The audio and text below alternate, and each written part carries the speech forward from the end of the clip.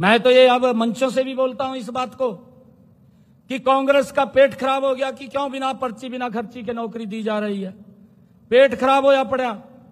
और भाइयों एक बात और बता रहा हूं मैं आपको, उनके पास जब कोई भी रास्ता नहीं निकला तो उन्होंने एक भर्ती रोको गैंग वो खड़ा कर दिया।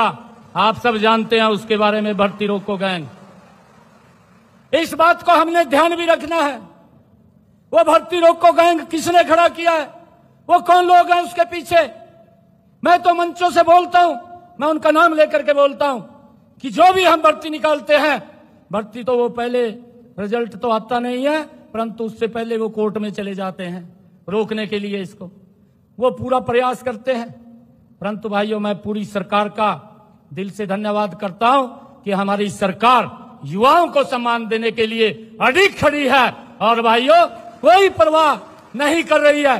कोर्ट के अंदर भी जाकर के उसको पूरा फाइंड करते हैं और फाइंड करके युवाओं को पूरा सम्मान बिना पर्ची बिना खर्ची के देने का काम ये हमारी सरकार कर रही है।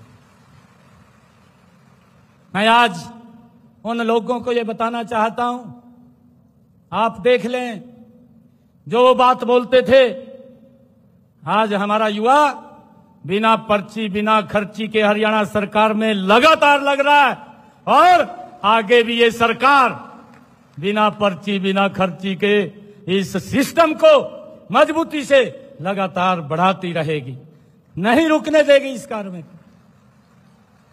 मैं तो ये सोचता हूं, वो गब्बर फिल्म का डायलॉग मेरे ध्यान में आता है।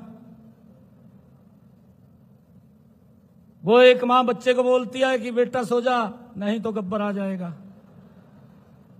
मैं हरियाणा प्रदेश के युवाओं को कहना चाहता हूं कि भाई चौकस हो जो, कभी वो पर्ची खर्ची आड़े इस तरह घूम रहे और ये झूठ फैला रहे कि भाई बस आज जो शपथ ले लेंगे हम और फिर हालत खराब कर देंगे। इस सिस्टम को तहस नहस करने की, इस बात से हमने बचना भी है, लोगों को बचाना भी है। ये सरकार काम करने वाली सरकार है। ये सरकार लोगों की अपेक्षाओं के ऊपर खरा उतरने वाली सरकार है। अगर हम देखते हैं एक क्षेत्र का विकास नहीं है, समान रूप से विकास पूरे प्रदेश का इन 10 वर्षों के अंदर ये हमारी सरकार ने मजबूती से किया है। अगर हम बात करें, चाहे यूनिवर्सिटीज बनाने की बात हो, चाहे मेडिकल कॉलेज बनाने की बात हो, चाहे कॉलेज बनाने की बात हो, हमने पिछली सरकार के अंदर मनोहर लाल जी ने निर्णय किया कि हमारी बेटियों को 20 किलोमीटर से ज्यादा पढ़ने के लिए नहीं ना जाना पड़े, उसकी व्यवस्था हमारी सरकार खड़ी करेगी।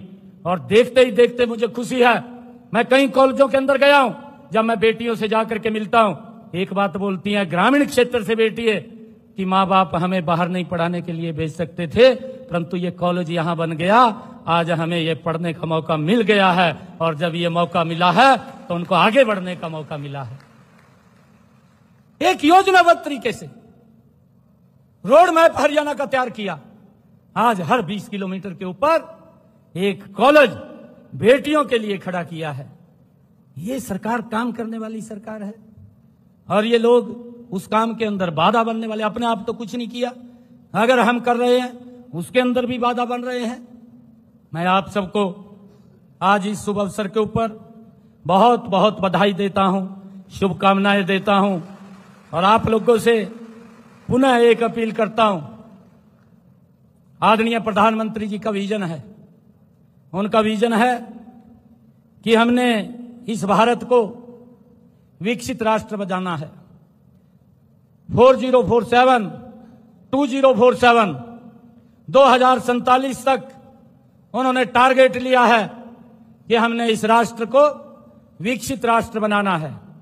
हम देखते हैं इन 10 वर्षों में भारत दुनिया के अंदर 11वें स्थान के ऊपर आर्थिक रूप से था, परंतु देखते देखते इन 10 वर्षों के अंदर दुनिया में भारत का स्थान ये 5वें नंबर के ऊपर आ गया है। और आदरणीय प्रधानमंत्री जी ने ये विजन लिया है, ये दुनिया के अंदर भारत ये 3रे स्थान के ऊपर जाना चाहिए, उसको लेकर के हमने काम करना है और उसकी सोच को आगे बढ़ाना है। मैंने कहा है कि आप उस दिशा के अंदर जाने वाले हैं। आप सब वो कार्यभार लेने वाले हैं आज के बाद कि जैसे हम बोलते हैं ना कि किसी फैक्ट्री से सामान बन करके निकलता है, देश के नव निर्माण में वो आपकी फैक्ट्री से ही सामान निकल करके वो देश के विकास के अंदर उसको आगे बढ़ाने का काम करेगा।